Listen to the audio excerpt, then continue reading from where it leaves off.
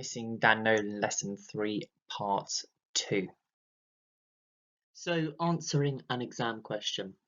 So this video is relatively short and this will give you the information with how to answer one question within the OCR drama paper.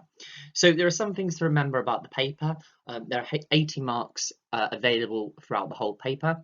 In section A you have 8 questions which total 50 marks. You have 2 4-mark questions, 3 6-mark questions and 3 8-mark questions. Section B, you have 1 question which will give you a total of 30 marks. If you spend 1 minute per mark on this whole paper, you will have 10 minutes at the end to check your answers. So decoding an exam question. So when you are given an exam question in the paper, it will look something very similar to this. Now, this is the very first question in the paper. We can see that because we have the question number right there, question number 1. This is a 4-mark question. We can see that down the bottom. Both of those will be on every single question. In the left-hand corner, you'll have the question number. In this case, it's number 1. In the right-hand bottom corner, you will always have in those little square brackets the amount of marks. So this is a 4-mark question, meaning that you would spend 4 minutes on it.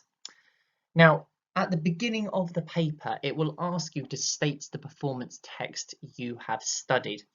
Now, you can see that on this question. This is question 1, and you would write in there, missing Dan Nolan. Now, that will be at the very beginning of the paper. That won't be for every question. So this is the question that we are going to first of all decode. Identify 2 moments in the performance text that you have studied that have a potential to make a strong dramatic impact on the audience. Justify your response. So when we decode an exam question, we use the acronym LIP, Location, Instruction, Performance. Now, this shouldn't be new to you. We've already looked at this when we were breaking down the question for the live theatre reviews. Location is meaning what part of the play does it want you to talk about? Does it want you to talk about the whole play? Does it want you to talk about 1 moment or 2 moments? Does it want you to talk about the beginning of the play or the end of the play? When it's talking about location, it will never say in scene 1 or talk about scene 5. The reason for this is not all the plays on the specification have scenes, not all of them have acts. Our play has sections, so we have section 1 through to section 6 plus a deleted scene. So location, instruction. The instruction part is everything you have to do to answer the question, and the P for performance, that refers to the performative element within the question. So if we look at the location, it's asking us to talk about 2 moments, and those are 2 different moments that it would like us to talk about. The instruction, the things that we have to do, so we have to be able to identify, so it wants us to identify the 2 moments. It wants us to justify our response, so that getting that analysis in there as well. It also wants us to do one other thing, is it wants us to talk about the dramatic impact on the audience. We have to talk about the audience in our response. The P, the performative element in this question, is that has a potential to make a strong dramatic impact. It's the dramatic impact that is that performative element. So what is it we could do to create a strong dramatic impact? Could we use flashing lights? Could we use slow motion? Could we use props? That is the performative element within the question. This is an example answer to the question that we've just looked at. Identify 2 moments in the performance text that you have studied that have a potential to make a strong dramatic impact on the audience. Justify your response. So this person has written, in section 1, when the stage directions, Dan is told to drink a vodka bottle slowly whilst looking out into the audience. This has strong dramatic impact as the slow motion marks the moment and tells the audience that the vodka bottle has strong significance in the play, which is clarified later on. Now, I'm not going to read the second point that this person has made in this answer.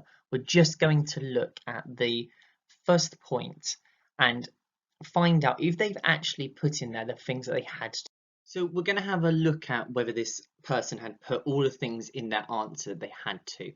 So remember, we looked at the location. It asks you to identify two separate moments. We can see the location right there. She's talking about section 1. So she's identified one of her moments in this first half of the question that she's going to talk about. The second part there, that instruction, the things that you actually have to do, it specifically says identify, which means you have to write in your answer which moment you are talking about. So we've got the location. She's certainly identifies it in section 1 when the stage directions. There were also some things that she had to do in there. Was she had to talk about the audience.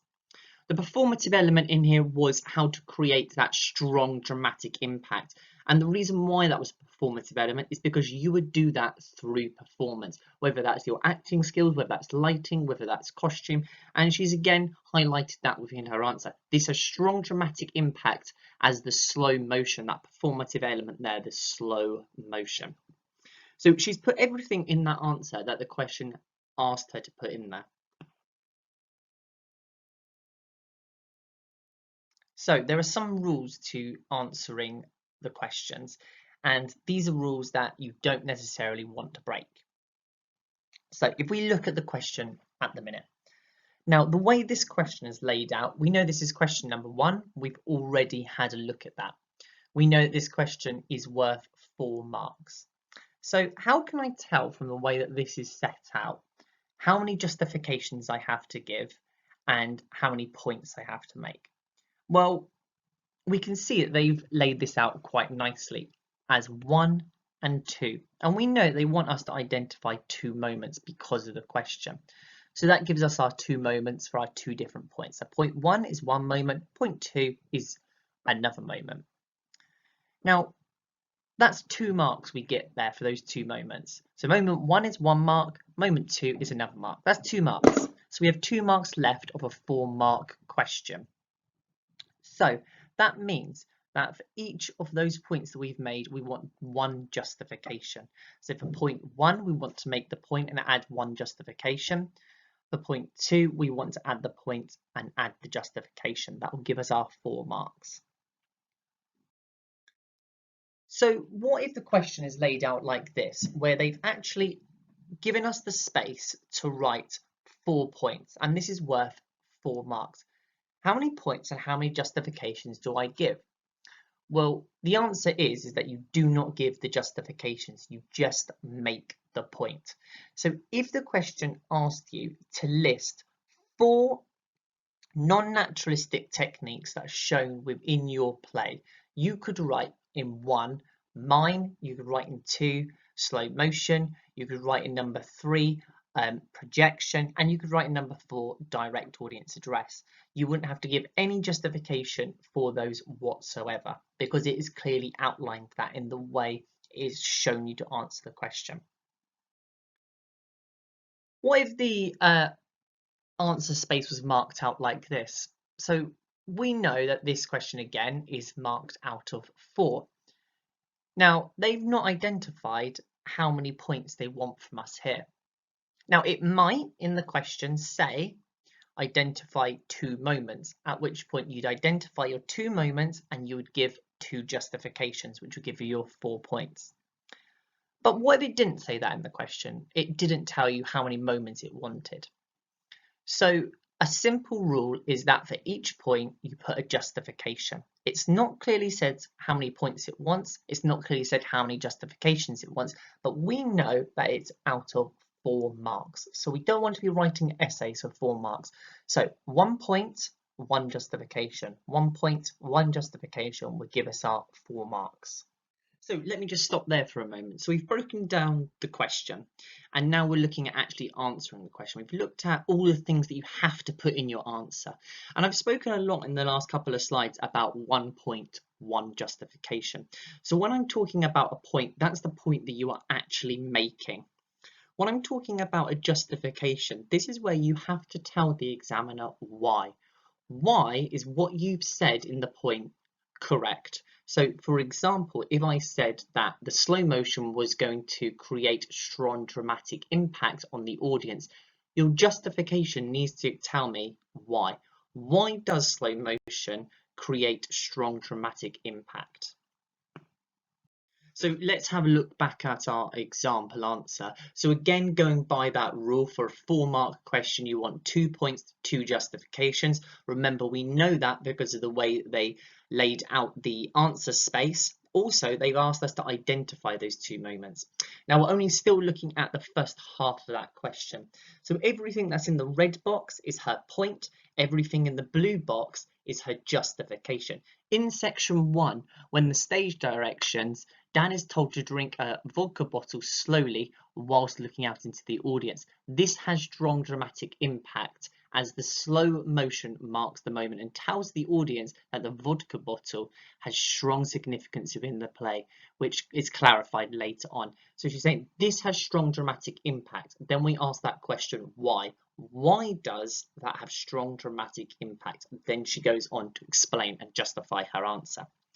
Remember, she still has got everything in here that the question's asked her to put in. It asked her to identify 2 moments. She's put there section 1. She's identified that. She talked about the performative element. She's done everything that question has asked her to do. So now it's your turn to answer a question. The question that I've given you is very, very similar to the one that we broke down together. This is the question. Identify 2 moments in the performance text you have studied that have a potential to clearly communicate the style of the text to the audience.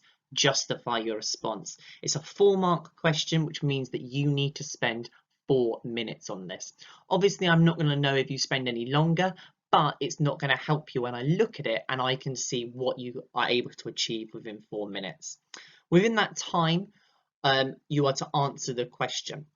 I do want you to break down the question using lip, location, instruction, performance like we did earlier, identifying where the location is in one colour, identifying what the instruction is, the points you have to do in another colour, and identifying the performative element in another colour.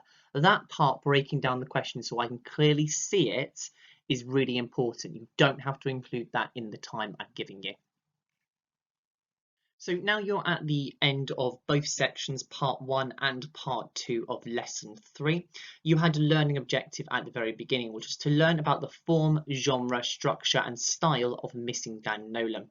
By the end of this lesson, I should understand what form, genre, structure and style mean in relation to drama. So hopefully when I was talking in part 1 of lesson 3, you were able to really understand what each of those means. Number 2 was to be able to explain how form, genre, structure and style is evident within the play Missing Dan Nolan. I will see that from your work on the sheet answering the 4 questions that I've given you. And the final part was to answer one question about either the form, genre, structure or style of the play. And hopefully you've all been able to do that and found these videos quite useful.